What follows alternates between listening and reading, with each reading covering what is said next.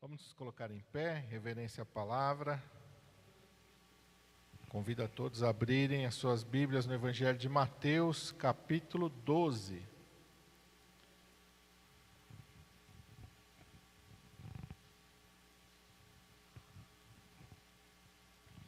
Primeiro Evangelho, Mateus, capítulo 12.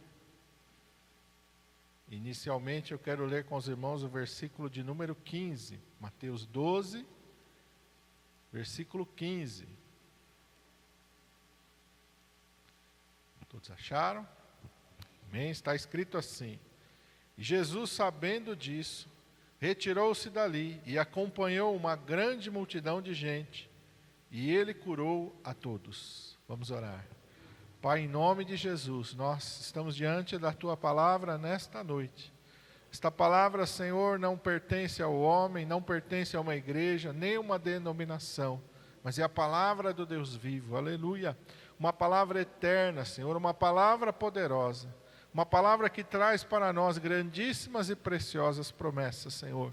E nós te pedimos nesta noite, fala conosco, Senhor, através desta palavra, fala conosco, ó Santo Espírito de Deus. Eis-me aqui, Senhor, como um vaso. Tu, Senhor, é que é o oleiro, é o Senhor que opera, é o Senhor que faz a obra, é o Senhor quem fala, Senhor. Eis-me aqui, usa-me a mim, Senhor, para que, Senhor, Tu tenhas toda a liberdade de abençoar o Teu povo através desta palavra, Senhor. Nós te pedimos em nome de Jesus. Amém. Glória a Deus, irmãos, podem se assentar. O Senhor me lembrou desse versículo, e o Senhor me fez meditar sobre essa verdade da palavra de Deus. Essa verdade que nos mostra a vontade de Deus sobre a nossa vida. Aqui nós sabemos, o Senhor Jesus, Ele vai entrar numa sinagoga, e Ele vai chamar um homem que tem uma mão mirrada para o meio, e Ele vai curar aquele homem. Vai haver um tumulto, um reboliço, porque o chefe da sinagoga e os fariseus que ali estão não vão aceitar que aquele homem seja curado porque é um dia de sábado. Vai ter uma discussão, vai ter um desentendimento. Os fariseus vão tramar matar Jesus. Jesus vai sair daquele lugar. E quando Jesus sai daquela sinagoga, aqui diz a palavra de Deus, acompanha uma grande multidão de gente. Uma grande multidão vai atrás de Jesus. E quando Jesus chega num determinado lugar, diz aqui a palavra do Senhor, que Ele curou a todos. Pastor, o que isso quer dizer? Quer dizer aquilo que está escrito. Porque muitas vezes, quando a gente está passando por algum problema, alguma dificuldade, porque muitas vezes quando a gente está enfrentando algum problema na nossa saúde, Satanás sempre vai plantar uma dúvida no nosso coração. Será que é a vontade de Deus te curar? Será que Deus não quer que você fique enfermo? Será que Deus não quer que você permaneça assim? E muitas pessoas têm essa concepção de que não é a vontade de Deus curar a todos, mas alguns. Deus não quer que todos sejam curados, mas Deus quer curar alguns. Ele vai escolher alguns para curar e Ele vai escolher alguns para continuarem sofrendo. Mas isso não é o que mostra a palavra de Deus. A palavra de Deus vai nos mostrar uma realidade diferente. E por que é tão importante a gente deixar de lado as nossas concepções, deixar de lado aquilo que a gente pensa, deixar de lado até mesmo o que algumas pessoas falam, porque isso atrapalha a nossa fé. Porque isso anula muitas vezes a nossa fé. Porque às vezes a gente fica com uma concepção errada. Porque é mais fácil muitas vezes a gente assimilar aquilo que é errado, aquilo que vem do homem, do que aquilo que está na palavra de Deus. Porque a nossa natureza humana caída, ela tende muitas vezes a desprezar aquilo que está escrito na palavra de Deus, e ela se fixar naquilo que nós ouvimos por aí. Mas um princípio que está na palavra de Deus, ele não pode ser anulado.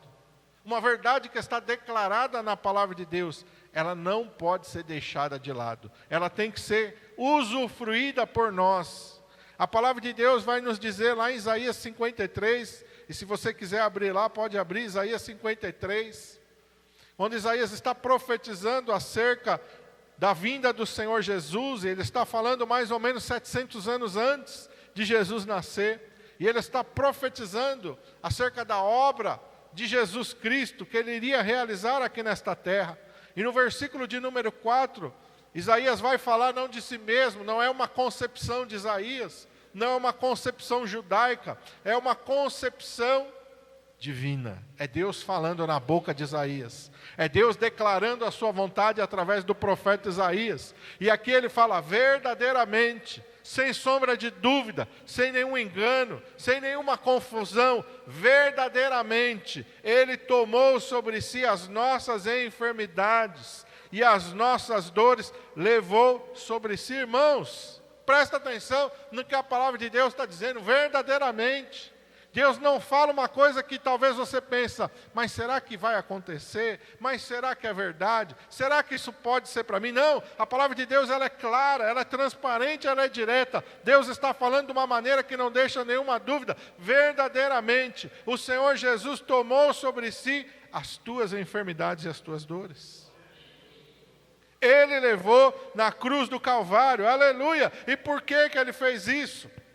Diz aqui no versículo, nós o reputamos por aflito, ferido de Deus e oprimido. Nós achamos que isso foi consequência dos açoites dos romanos. Isso foi consequência daquilo que ele passou ali nos momentos finais da sua vida. Não, versículo de número 5, para que não reste nenhuma dúvida. Diz aqui a palavra de Deus, mas ele foi ferido pelas nossas transgressões, moído pelas nossas iniquidades. O castigo que nos traz a paz estava sobre ele, e pelas suas pisaduras fomos sarados.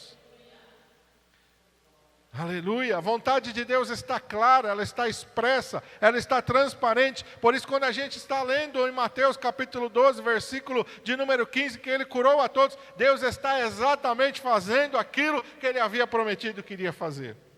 Uma multidão, no meio dessa multidão, diversos tipos de enfermidades, diversos tipos de pessoas, diversos tipos de sofrimentos estavam ali. Mas a palavra de Deus ela é bem clara, ela não deixa nenhuma dúvida. Ele curou a todos. Não importa se era uma simples dor de cabeça. Não importa se alguém caiu do cavalo e quebrou um pé. Não importa se aquela pessoa vinha sofrendo há anos. Não importa se aquela pessoa foi desenganada pelo médico. Não importa se os fariseus disseram, você vai viver assim porque a vontade de Deus é que você viva assim. Não importa. Quando essa pessoa se apresentou, ela foi até Jesus. Jesus a curou. É isso que você precisa entender. O que muitas vezes ficou arraigado na nossa mente, o que muitas vezes disseram para nós, o que muitas vezes até algumas pessoas que podem até ter uma boa intenção e talvez por falta de sabedoria e de conhecimento ou até mesmo falta de convicção, uma pessoa amada, uma pessoa querida diz para você que é a vontade de Deus que você permaneça sofrendo, mas a palavra de Deus diz o contrário, aleluia! A vontade de Deus é o contrário.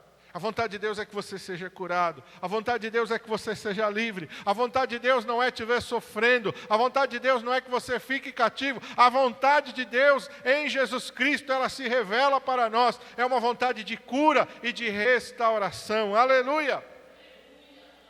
Vai dizer, não, pastor, mas foi uma exceção. Só aconteceu essa vez. Jesus não curou mais uma multidão, foi só esse episódio, será? Vamos ver o que está registrado em Mateus capítulo 14. Mateus capítulo 14, na primeira multiplicação dos pães, diz a palavra de Deus, e novamente uma grande multidão se reuniu para ouvir o Senhor Jesus, capítulo 14, versículo 14. Registra assim a palavra de Deus, e Jesus saindo viu uma grande multidão, e possuído de íntima compaixão para com ela, curou os seus enfermos. Aleluia! Uma grande multidão, a Bíblia diz que uma grande multidão está reunida ali. Jesus olha para ela, Jesus se compadece dela, Jesus se comove por ela. Por que Jesus se comove, irmão?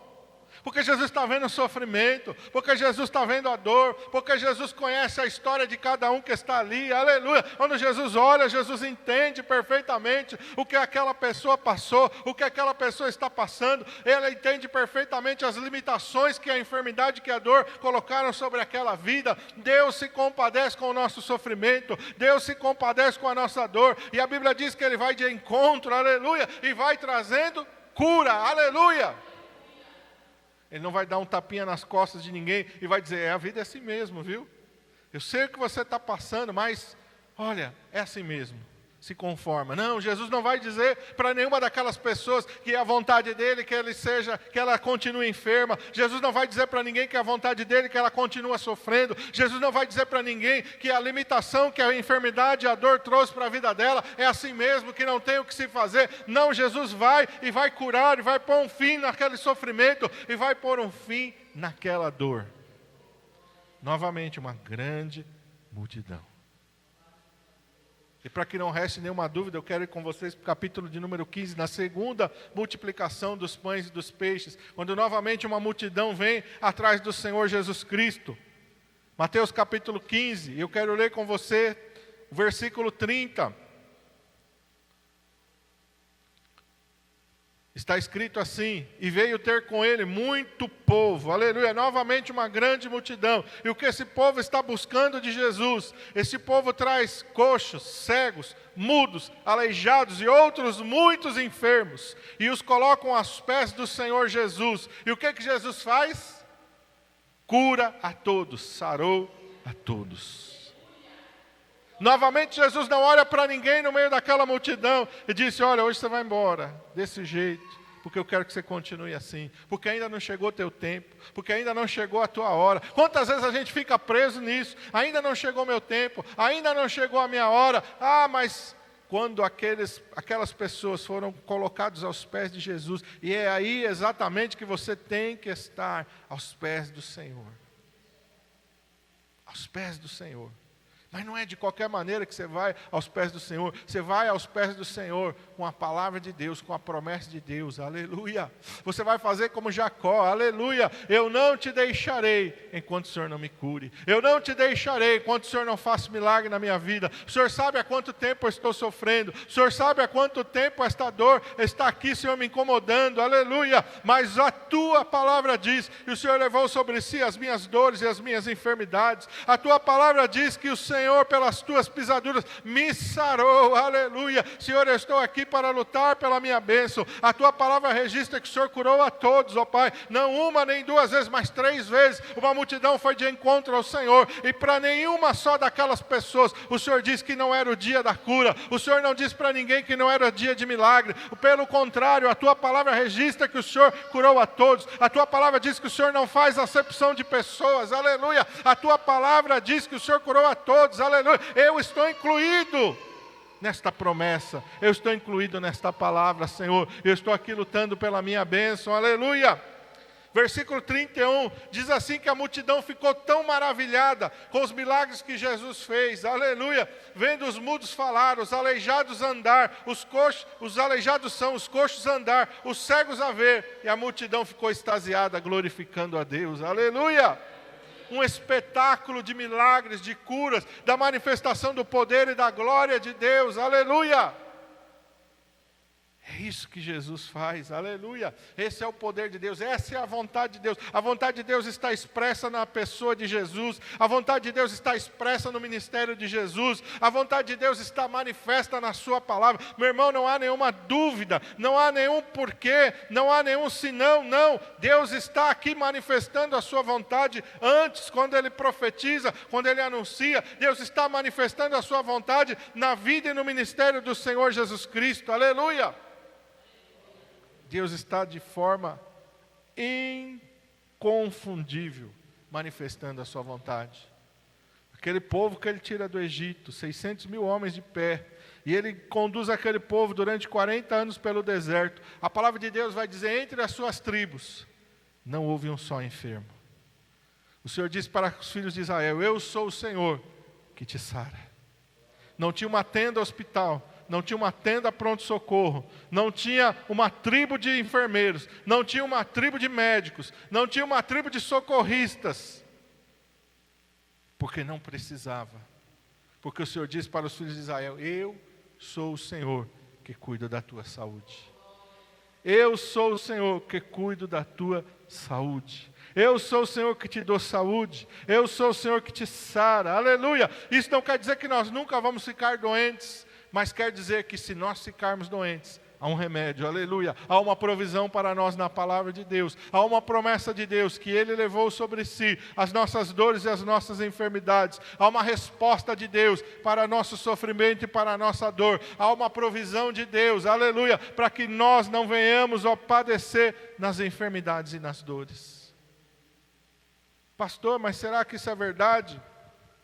1 Pedro 2,24, lá no finalzinho. Olha o que o apóstolo Pedro vai dizer, aleluia.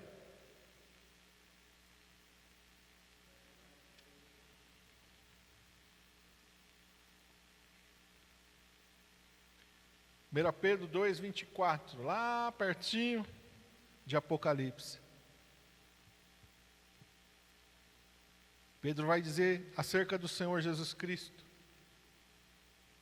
Está escrito assim: levando Ele mesmo em seu corpo os nossos pecados sobre o madeiro, para que mortos para os pecados pudéssemos viver para a justiça, e pelas suas pisaduras fostes sarados. Não há dúvida nenhuma, do Antigo ao Novo Testamento, antes de Jesus, no ministério de Jesus e após o Senhor Jesus, a vontade de Deus permanece a mesma. A vontade de Deus é que nós possamos viver uma vida livre das nossas dores e livre das nossas enfermidades. Isso não quer dizer que você não vai cuidar da saúde. Cuide da sua saúde. Viva uma vida regrada. Não cometa abusos, não cometa a gula, não se entregue à gula, que é pecado. Leve uma vida correta, regrada. Mas se por acaso, porque nós estamos num corpo físico que é perecível, um corpo que ele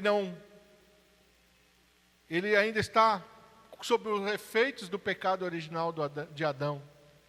Se por acaso você ficar doente, saiba que a resposta de Deus, que a vontade de Deus é que você seja curado, é que você seja liberto das tuas dores, dos teus sofrimentos, das tuas enfermidades, seja ela de qualquer origem. Jesus vai curar um cego de nascença, em que os discípulos vão ficar questionando quem pecou, ele ou seus pais. Jesus diz: nem ele nem os seus pais pecaram, mas ele nasceu assim, para que se manifeste nele a glória de Deus.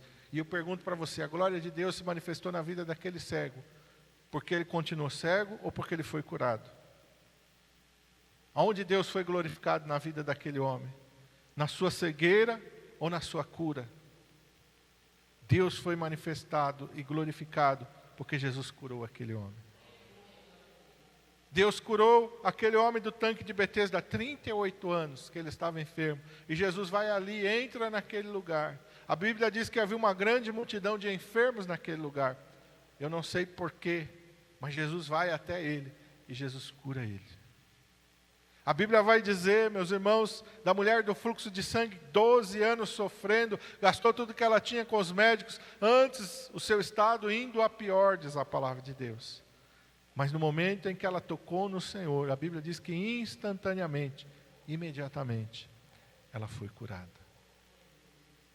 O cego foi curado, o leproso foi purificado, o paralítico andou, aleluia! Milhares de pessoas foram curadas, até mesmo o jovem lunático. Jesus expulsa um demônio que afligia aquele jovem, e aquele jovem é curado. A Bíblia diz da mulher encurvada que Satanás tinha presa, era um espírito de enfermidade. Jesus expulsou aquele demônio e curou aquela mulher. A enfermidade seja de qualquer que seja a origem, Deus é a resposta. Deus tem cura, Deus tem milagre para fazer, aleluia, essa é a vontade de Deus, essa é a palavra de Deus. Jesus curou a todos, a vontade de Deus é que todos sejam curados. Nós vamos olhar no livro de Atos, nos dias da igreja primitiva, milhares de milagres acontecendo. A Bíblia diz que a sombra de Pedro curava, as pessoas procuravam ver aonde é que Pedro ia passar e aonde a sua sombra iria estar projetada. E eles colocavam em camilhas, em camas ali, para que ao menos a sombra de Pedro, quando este passasse, curasse aquelas pessoas. A Bíblia vai dizer que Deus fazia milagres extraordinários através de Paulo, de maneira tal que até lenços e aventais que eram colocados sobre ele e depois eram colocados sobre os enfermos, eles eram curados. E aqueles que tinham espíritos imundos eram livres de todo o mal. Qual é a vontade de Deus, irmão? Qual é a vontade de Deus? A vontade de Deus é revelada na sua palavra, aleluia! A vontade de Deus nos mostra um Deus que cura, um Deus que faz milagres, um Deus que faz sinais e maravilhas. Não deixe o diabo confundir a tua mente.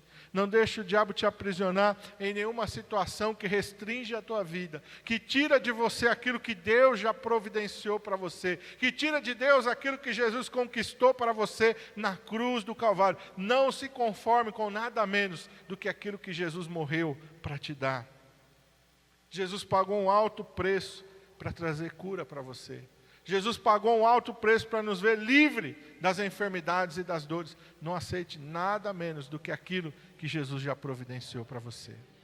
Vamos ficar de pé em nome de Jesus.